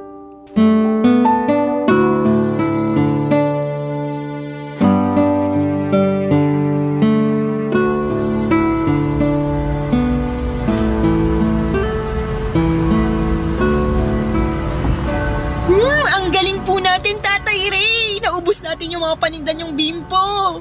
Oo nga eh. May natira pa rito sa mga panghugas ng pinggan pero isasama ko na lang to bukas sa mga ilalako ko. Salamat sa tulong mo, Cecil ha. Kung hindi dahil sa'yo di ako makakabawi sa nawala sa akin. Wala pong anuman, pero nakakapanghinayang pa rin yung pera na ninakaw sa inyo. Nangihinayang din ako. Kaso, iniisip ko na lang na baka mas kailangan nyo nung kumuha kesa sa akin. Paano niyo po nasabi na mas kailangan niya? Ay, naisip ko lang na baka wala na siyang ibang maiisip na paraan kaya nagawa niyang magnakaw. Pero di ko sinasabi na tama at mabuti ang pagkuha ng bagay na hindi sa'yo. Masama pa rin yun. Sabi mo nga, nakakapanghinayang. Kaya lang, ngayon lang naman to nangyari sa akin. Sa tagal ko na rin nagtitinda rito, ngayon lang ako nanakawan. Ayoko namang pakaisipin pa yun hanggang pagtulog ko dahil magtitinda pa ako bukas. Pinagpapasa Diyos ko na lang yung kumuha na sana gamitin niya sa mabuti at kapaki-pakinabang yung pera na pinaghirapan ko. Bilib din po talaga ako sa inyo, lalo na dyan sa mga sinabi niyo. Talaga? Anong nakakabilib sa sinabi ko? Pag iba po yung nagsabi, malamang magagalit sila. Baka nga isumpa pa nila yung nagnakaw sa kanila na may mangyaring masama o kaya malasin. Pero ibang klase kayo kasi di kayo humiling ng ganun sa taong ginawan kayo ng masama. Pinagpasa Diyos nyo pa nga. Naniniwala kasi ako na hindi likas sa ating mga tao ang pagiging masama. Meron lang talagang mga sitwasyon na bagaman di natin ginusto, nangyayari sa atin. Na siyang nagiging dahilan para makagawa tayo ng kasalanan. Kaya ako sinabing pinagpapasa Diyos ko na lang yung kumuha ng pera ko. Para hipuin na rin ng may kapalang kanyang puso para makapagbagong buhay. Lalo niyo po akong pinapahanga, Tatay Ray. Ikaw naman, hangarin kaya ako sa'yo.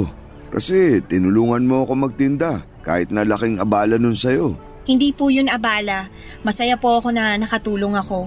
Kung napaparangalan lang ang mga magulang na mabuti ang pagpapalaki sa mga anak nila, tsak, isa na rin ang mama mo. Napakabuti mong bata. Salamat po. Mabuti rin naman po kayong magulang eh.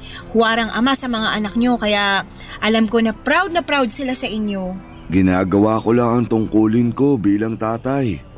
Gusto kong iparamdam sa mga anak ko na wala akong hindi magagawa para mabigyan lang sila ng maayos na buhay. Ay, alam mo, kahit na mahirap lang ang buhay natin, kahit na marami tayong pinagdaraanan sa mundo ng mga bagay o sitwasyon na di natin kontrolado, mahalaga pa rin na huwag tayong mawawalan ng pag-asa sa kinabukasan. Ang ibig po bang sabihin nun, palagi tayong umasa sa mabuti? Oo, kasi nagiging maayos din naman ang lahat sa uli. Nasasabi ko to dahil marami-rami na rin akong pinagdaanan na trahedya sa buhay, lalo na nung binata ako. Tapos, napagtanto ko na di naman pala talaga nawawala ang mga problema o pagsubok sa buhay ng tao. Pero di rin naman yun namamalagi. Ibig sabihin, pwede po akong umasa na magiging mabuti ang sitwasyon ng buhay namin pag nakapagtapos na ako ng pag-aaral at nakapagtrabaho? Oo naman. Ngayon lang naman yung mahirap kasi nga mama mo lang yung nagtatrabaho. Pero alam ko kapag natupad mo na yung pangarap mong makapagtapos at nakakapagtrabaho ka na, giginawa na rin ang pamumuhay nyo. Magiging magaan kasi katukatulong ka na ng mama mo sa pagtataguyod ng inyong pamilya. Opo, kaya lang, naiinip na po ako. Anong kinaiinipan mo? Gusto ko na pong pabilisin ang mga araw para dumating na yung graduation day ko tapos maghahanap na ako ng trabaho para matulungan si mama. Nalulungkot kasi ako kapag nakikita kong kinakapos kami sa mga gastusin eh. May trabaho ka naman dun sa karinderya, di ba? Kaya kahit paano, nakakatulong ka sa mama mo. Pero madalas sa baon lang at pambayad sa mga project namin sa school na pupunta yung maliit kong kinikita sa pagtatrabaho sa karinderya. Kung may sumobra, dun ko lang naaabutan si mama. Kaso, madalas talaga sa idbuls ako. Kaya nga pagsikapan mong makapagtapos. Nang sa ganun mas malaki-laki ang kitain mo. Dahil mas maayos yung lugar na pinagtatrabahuan mo. Sayang naman din kasi kung iiwan mo ang pag-aaral mo. Lalo na't malapit ka ng graduate. Yan din po ang sinabi ni mama. Kaya nangako na lang ako na tutulungan ko siya kapag nakagraduate na ako. Matutupad yun dahil mabuti ang puso mo. At anuman ang hangarin ng mga tao na may mabubuting puso, nagkakatotoo. Basta, huwag ka lang mapagod magdasal at magpatuloy sa buhay. Yan yung lagi kong sinasabi sa mga anak ko. Na mahal ko sila kaya handa ako magsakripisyo. At alam ko na ganun din ang nararamdaman ng mama mo sa'yo. Nagsasakripisyo siya dahil mahal ka niya. Papadudot na inspire ako ng sobra-sobra sa mga sinabi ni Tatay Ray. Napakarami niyang aral sa buhay na binahagi at hindi ipinagdamot sa akin ang gabing yon. Na-realize ko na napakarami ko pa talagang hindi alam sa mundo dahil sa edad ko. At mas lalo ko siyang hinangaan dahil sa pagkawais niya sa edad niyang yon. Dinagdag niya na hindi siya naging wais dahil marami na siyang nagawang tama, kundi naging wais na siya mula sa mga aral sa buhay na natutuhan niya sa lahat ng maling nagawa at pinagdaanan niya. Bukod doon ay mas nakilala ko rin siya at ang kanyang pamilya. Lalo akong nakumbinse na isa siyang mabuting padre de pamilya. Habang nagkwekwentuhan kami ni Tatay Ray ay bumili siya ng hamburger at palamig. Ako naman daw ang ililibre niya. Pagkatapos namin kumain ay hinatid niya ako sa sakayan ng tricycle at hinintay na makasakay ako para lamang masigurado na ligtas akong makakauwi sa amin. Bago kami tuluyang naghiwalay ng landas, muli siyang nagpasalamat sa tulong ko dahil daw nakarami kami ng benta. Sinabihan niya pa ako na hulog daw ako ng langit, kaya ingatan ako sa pag-uwi ko. Yun din naman ang hiling ko, na ingatan din siya para makauwi ng ligtas sa bahay nila, Papa Dudut.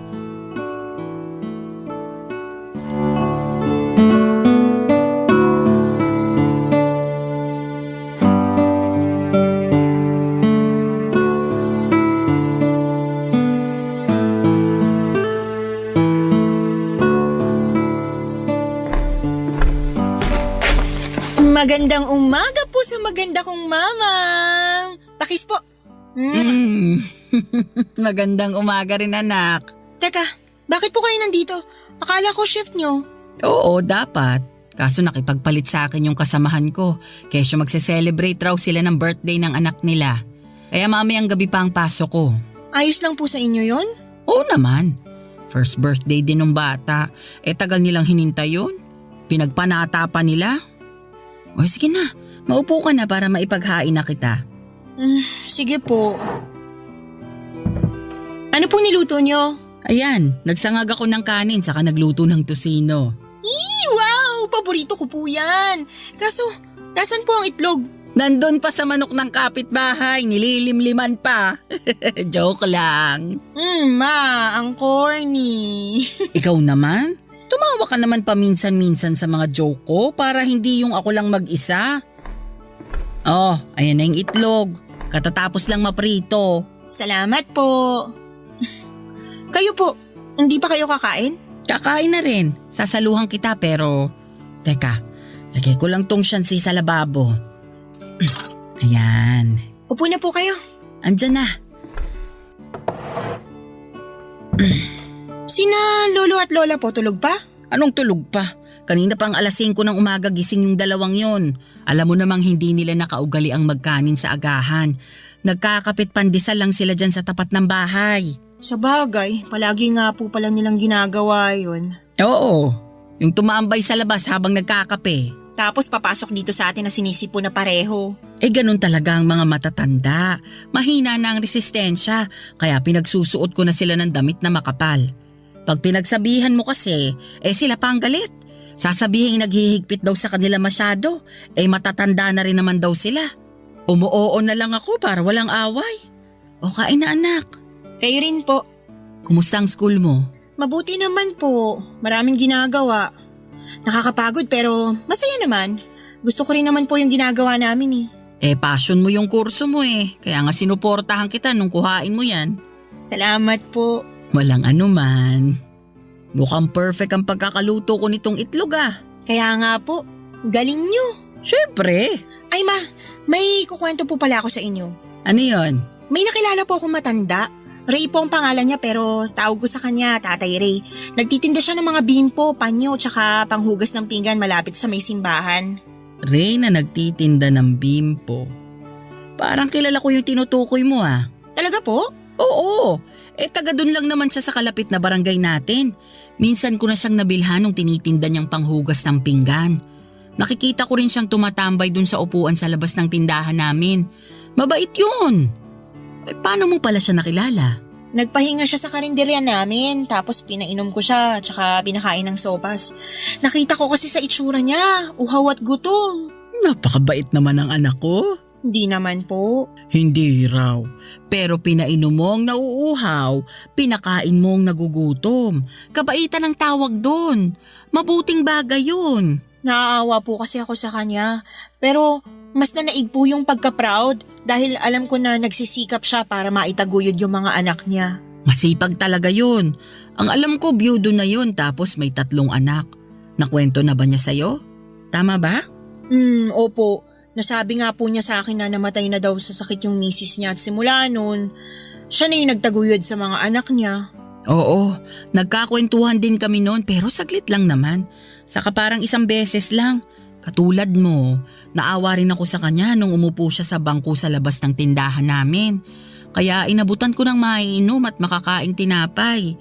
Nagpumilit pa nga siya na bayaran pero sabi ko libre ko na yun. Pero nahihiya raw siya, kesyo hindi naman siya pulube. May punto, kaya ayun, bumili na lang ako ng paninda niya. Kayo po pala yung sinabi niya na babaeng nagbigay ng maiinom at makakain sa kanya. Naikwento niya? Mukhang ako nga yun. Nakakatuwa naman na pareho po pala nating tinulungan yung iisang tao. Kaya nga. At dahil dyan, nadagdagan yung mga bagay na ikinapaproud ko bilang nanay mo. Bakit naman po? Kasi hindi ka lang mabuting anak. Matulungin ka rin sa mga nangangailangan. Kanino pa po ba akong magmamana di sa nanay kong mabuting role model sa akin? Ay, sinabi mo pa. Papadudot, na-miss ko ang bonding namin ni Mama dahil nagkataon din na sabay kaming naging busy sa mga trabaho. Dagdagan pa ng mga gawain ko sa eskwelahan. Hindi na tuloy kami nakakapagkwentuhan o nakakakain ng magkasama kaya ng araw na yon na pareho kaming bakante ay sinamantala ko ang pagkakataon na makasama siya at syempre pati na rin sina lolo at lola noong pumasok na sila galing sa labas.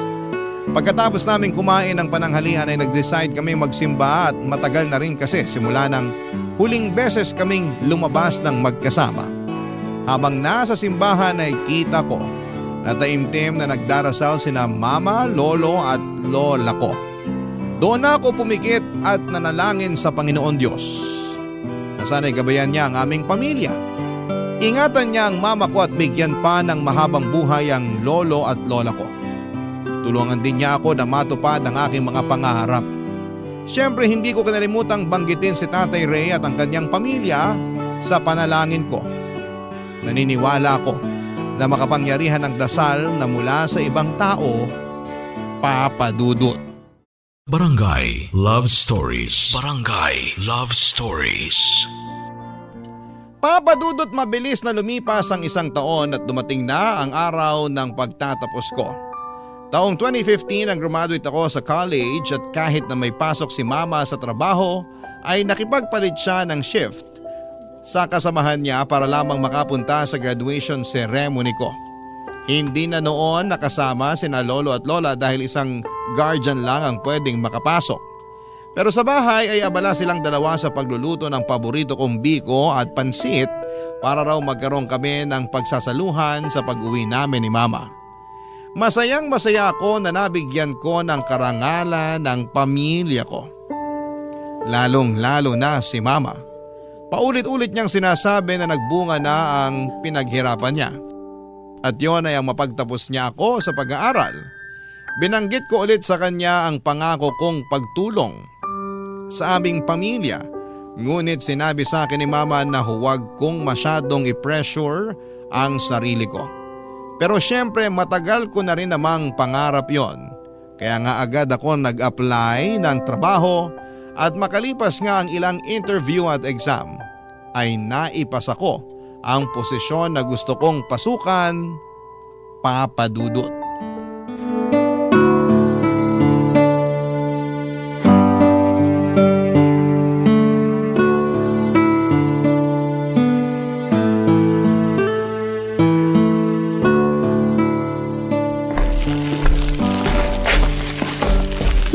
Nag-grocery po ako tsaka bumili na rin ako ng ulam natin. Tapos may ibibigay po ako sa inyo.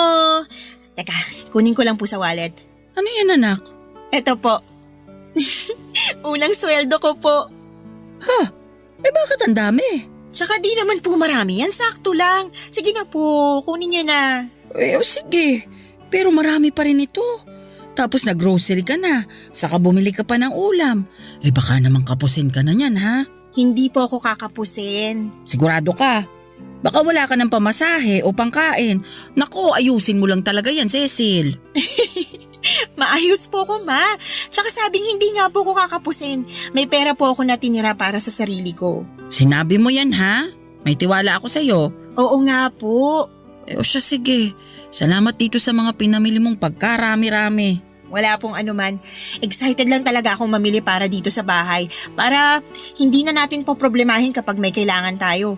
Kinumpleto ko na po mula sa toothpaste, sabong panlaba, tsaka panligo, shampoo, mga toyo, tsaka suka at iba pang ginagamit sa pagluluto. Ay, meron ding biskwit tsaka cupcakes na paborito ni Lola para pag nagutom siya kukuha na lang siya dyan. May kape rin na gusto nila ni Lolo. Naku, siguradong matutuwa ang lolo at lola mo. Napakabait mong apo Pangarap ko po to para sa pamilya natin Ngayon na may trabaho na ako, gusto ko lang to pa rin. Sa susunod na sweldo ko, plano kong ipagpagawa kayo ng salamin sa mata. Wag na, mahal yun. Kaya naman po ng sweldo ko. Tsaka, para maging malinaw na yung paningin nyo, diba? Naalala ko lagi niyong sinasabi na malabo na talaga mga mata nyo. Naisip ko, ipa-check up na natin para magawa ng salamin. Oo, pero nakakahiya naman sa'yo. Bakit naman po? Hindi mo naman kasi kailangang gawin yun. Pera mo yun. Dapat ine-enjoy mo sa sarili mo. Hindi mo ginagastos masyado dito sa bahay o sa akin. Hindi naman po kayo ibang tao. Mama ko kayo, pamilya po tayo. Tsaka, kayo na may sabi. Pera ko yun at masaya ako na gumagastos para sa inyo at sa bahay natin. O siya, sige. Alam ko namang hindi ko na mababago ang isip mo. Ang sabi ko nga, may tiwala ako sa'yo. Na ikaw din hindi mawawalan sa katutulong sa amin. Para sa akin, yung kapakanan mo lang ang mahalaga, lalo't may trabaho pa naman ako. Kahit may trabaho kayo, hindi rin naman kayo madalas bumili ng mga kailangan nyo. Kaya ako na pong bahala doon. Ako na yung bibili para sa inyo. At kahit nasabihin yung hindi ko kayo responsibilidad, gusto ko pa rin kayong alagaan dahil inalagaan nyo rin po ako nung bata ako. Responsibilidad ko yun. Nanay mo ko Hindi ko lang kayo nanay. Kayo na rin po tumayong tatay sa akin Doble-doble yung role na ginagampanan nyo sa buhay ko kaya malaking pasasalamat ko sa inyo, ma. Yung pagsasakripisyo nyo pa lang para mabuhay ako. Yung pagtatrabaho para mapag-aral ako. Lahat ng yun kulang pang salitang pasasalamat para matumbasan ko. Hindi mo naman kailangang tumbasan yung mga bagay na ginawa ko sa'yo. Sabi ko nga, nanay mo ko, anak kita. At ginagawa ng mga magulang ang lahat ng sakripisyo para sa mga anak nila dahil mahal nila sila. Katulad ko, mahal na mahal kita. Mahal na mahal ko rin po kayo. Naalala ko po na sinabi rin sa akin yan ni Tatay Ray. Ang ano? Na kaya nagsasakripisyo ang mga magulang dahil mahal nilang mga anak nila. Totoo yan. Ay, kumusta na kaya si Tatay Ray? Simula kasi nung umalis ako dun sa karinderya na pinagtatrabahuhan ko hanggang ngayon wala pa rin akong naging balita sa kanya Naging busy din kasi ako. Nakikita niyo pa po ba siya na tumatambay sa may tindahan niyo? Hindi na, pero nakita ko siya nitong linggo lang. Bumili siya sa amin tapos kinumusta ko siya. Buti wala masyadong customer kaya nakapagkwentuhan kami. Nalaman niya na ako pala ang nanay mo kaya tuwang-tuwa siya. Di na rin pala siya nagtitinda dahil nagkasakit daw siya. Kaya pinatigil na siya ng anak niya. Hala, magaling na po ba siya?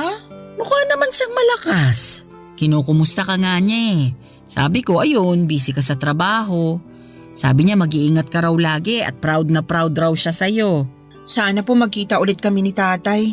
Diyan lang naman siya sa may kabilang barangay. Pwede mong sadyain kung gusto mo talaga siyang makita. Ang sabi niya, may tindahan na raw siya. Pinundar ng anak niya na sing edad mo nung nakagraduate at nakapagtrabaho na rin. Kaya sa bahay na lang daw siya nagtitinda. Hindi niya na kailangang mapagod kakalako ng mga paninda niya. Nakaka-proud din po sila.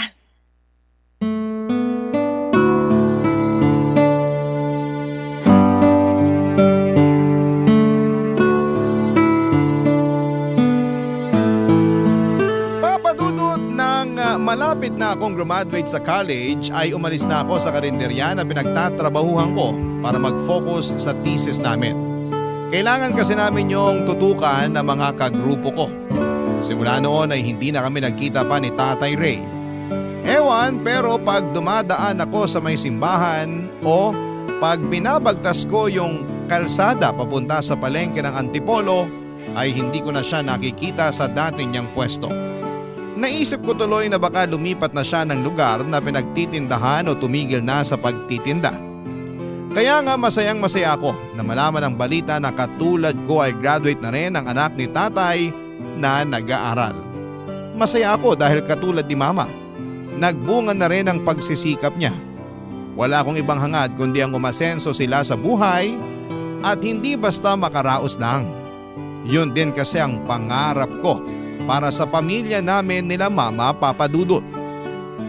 Alam ko na malayo pa pero malayo na.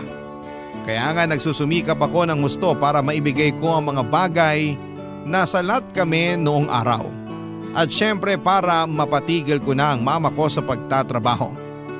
Isang hapon hindi ko inaasahan na muli kaming magkikita ni Tatay Ray nang pauwi na ako. Basta napaka-random lang noon. May pinuntahan daw siyang taga-hasa sa palengke at naisipan niyang maglakad na lamang pauwi para makapag-ehersisyo. Nagdesisyon kami ni Tatay na magmeryenda sa isang lumihan sa kanto para makapagkwentuhan na rin, Papa Dudut.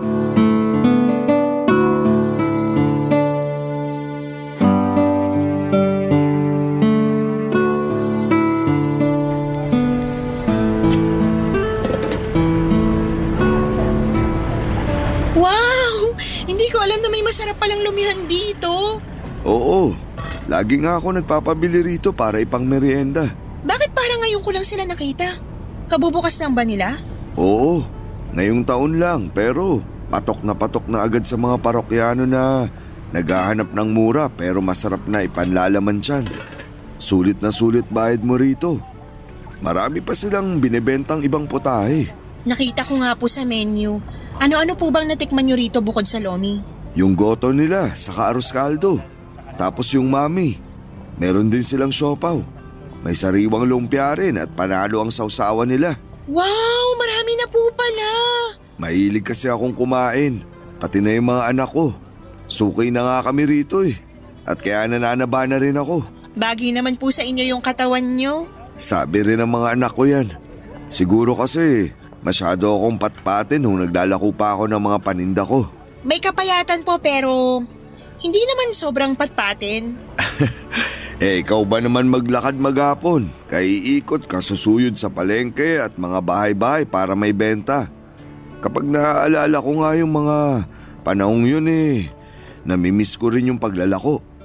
Oo nga pala, nagkita kami ng mama mo nung bumili ako sa tindahan nila. Ay opo, nakwento nga po ni mama kasi nabanggit ko na wala na akong balita sa inyo. Naging busy na rin po ako nung bago ako graduate hanggang sa nakapagtrabaho na ako. Kaya nga masayang-masaya ako na malaman na nasa mabuting kalagayan kayo. Masaya rin akong malaman na nakagraduate ka na at may trabaho na. Nag-alala kasi ako sa'yo nung di na kita nakita sa karinderya.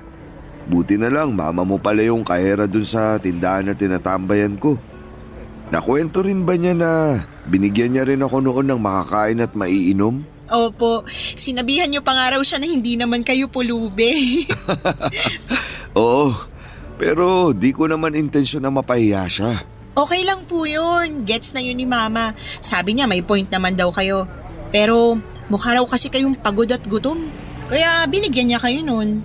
Alam ko na nagkakawang gawa lang siya kaya tinanggap ko na rin.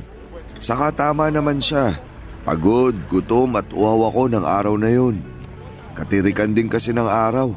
Napakainit. Kahit na may sombrero naman ako kulang pa rin. Tumatagos din sa mahaba akong damit ang init. Kaya malaki ang pasasalamat ko sa mama mo na binigyan niya ako tapos pinagbilhan niya pa ako. Alam mo ba na siya ang buena mano ko nun? Hala, talaga po? Oo, medyo inaalat pagtitinda ko nung umaga. Wala masyadong customer. Tapos pagod na rin ako. Kaya masaya ako na bumili siya sa akin. At pagkatapos nun, sunod-sunod na ang mga bumili sa akin. Halos maubos nga nun yung mga paninda kong bimpo. Masaya po akong malaman na marami pa rin kayong naging benta ng araw na yun. Oo, swerte ang mama mo Maganda siyang buena mano. Pero syempre, alam ko dahil na rin yung nagsikap pa rin kayong makabenta. Hindi kayo sumuko kahit na inaalat kayo nung umaga. Umaasa pa rin kayo sa mabuti. Sa bagay, may tama ka. Yan po yung sinabi nyo noon sa akin, 'di ba? Huwag tayong mawawalan ng pag-asa dahil nagiging mabuti naman ang lahat. Oo, sinabi ko nga yun sa'yo. At masaya ako na sinaisip mo. Hindi ko po yun kinalimutan. Dala-dala ko sa puso ko. Simula kasi nang marinig ko yun sa inyo, gumaan-gaan yung loob ko. Nung una, natatakot pa ako sa mangyayari sa hinaharap pero na-realize ko, Sino nga ba sa atin ang may alam ng mga bagay na hindi pa nangyayari? Tanging Diyos lang. Kaya ginawa ko, nagsikap ako, nagpatuloy, ginawa ko makakaya ko para makapagtapos ng pag-aaral. Hindi rin ako sumuko at umasa ako sa mabuti na makakahanap ako ng magandang trabaho na may maayos na sweldo para sa wakas. Matutulungan ko ng mama sa mga gastusin namin sa bahay. Ganyan nga, Cecil. Kailangan natin tibayan at tatagan ang ating puso sa pagharap natin sa mga hamon ng buhay. At kahit na mahirap, malungkot minsan, tandaan natin na pansamantala lang yun. Habang may buhay, may pag-asa. Habang may buhay, may pag-asa. Yan ang mga katagang sinabi sa akin ni Tatay Ray na magpahanggang sa ngayon ay dala-dala ko pa rin sa puso ko. Dahil sa isiping yon ay mas natutuhan kong i-handle ang bawat sitwasyon ng mabuti. Yung bang kahit may mga pagkakataon na lugmok ako, ay kaya ko pa rin bumangon at magpatuloy. Nangyari yon noong namatay ang lolo at lola ko taong 2020 dahil sa COVID-19. Napakalungkot namin ni Mama. Pero sa kabila ng lahat ay nakausad pa rin kami. Sa kasalukuyan ay hindi na nagtatrabaho bilang kahera ang mama ko at nasa bahay na lamang siya. At ang pinagkakabalahan na lang niya ay ang panggaganchilyo, bagay na kinahiligan ng lola ko noong nabubuhay pa ito. Bukod doon ay palagi na rin kami nagtatravel ni Mama at sabay naming pinupuntahan ang mga lugar dito sa Pilipinas sa pangarap niyang mapuntahan. Pero noong nakaraang birthday niya ay nag-ibang bansa kami. Pumunta kami sa Taiwan at doon namin pinagdiwang ang kanyang kaarawan. Masayang masaya siya dahil first time raw niyang makapunta sa ganong kalayong lugar. Ako rin naman pero mas masaya ang puso ko dahil nabibigay ko na sa kanya ang mga bagay na pangarap lang namin noon. Maraming salamat po sa inyo, Papa Dudut, sakaling mapili po ninyong Barangay Love Stories. Barangay Love Stories. Nakakaantig naman talaga ang ating kwento. Ikaw ba, kabarangay? Nakarelate ka ba sa story natin ngayon? Kwentuhan naman tayo dito sa comment section. Nagustuhan ng iyong napakinggan? Ituloy yan via live stream sa www.gmanetwork.com/radio. Barangay LS 97.1